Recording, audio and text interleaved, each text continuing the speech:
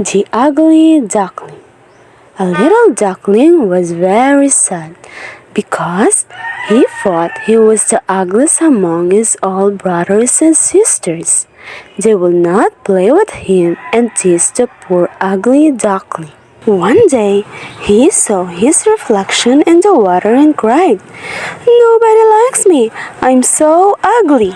He decided to leave home and went far away into the woods.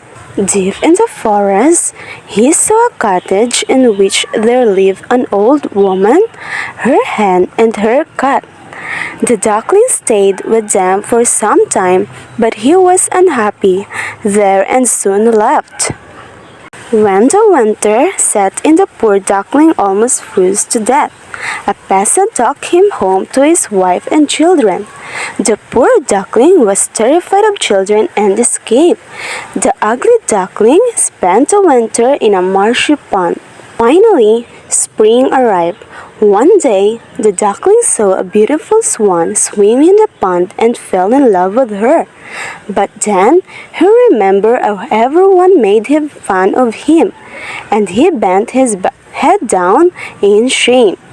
When he saw his own reflection in the water, he was so astonished.